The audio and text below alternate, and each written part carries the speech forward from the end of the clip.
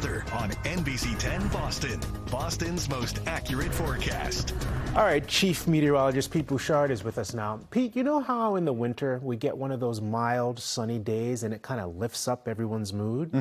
Well, I feel like that's what it's like in the summer without the humidity. Right, yeah. The last couple of days have been great mood fixers. Spectacular. Good sleeping, too. Let the AC take the night off. That Mark Garfinkel, though, he's been busy, hasn't he, Glenn? Getting pictures of humpback whales and did this. This is in Beachmont section of Winthrop. And wow. Do you notice something on the sun?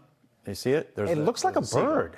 And there's a big spot there. See the spot? This is sunset 3784. I'm sorry, solar flare. 3784. That is responsible for trying to produce a pretty good burst of coronal mass ejection going towards the Earth right now. But so far, so quiet. But you can see also the striations of the smoke over the sun.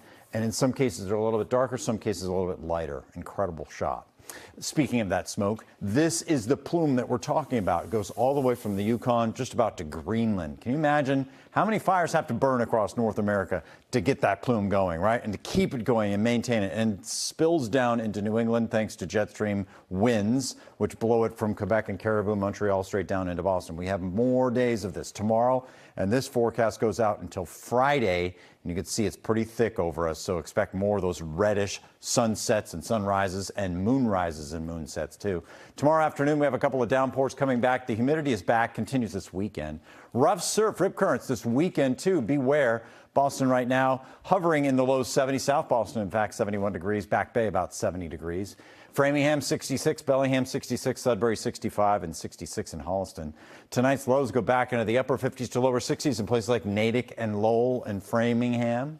Not as cool as in previous nights, but still very comfortable. 66 in Boston. The dew points are creeping up, though. Maybe you notice that humidity. It's not like it's super thick, but it's definitely tangible. You can feel it out there when you step outside, and that will continue to be part of our forecast here in the days ahead, going through Thursday and into Friday, too. Expect the weather to be a little sweaty in that sense. Now, we do feed thunderstorms and downpours tomorrow. We saw these across northern New England, where they held on for dear life across good parts of Maine, and they were strong, too, and marginally severe. Potentially tomorrow, we get the same. Now, watch for these after noontime. They pop up at random.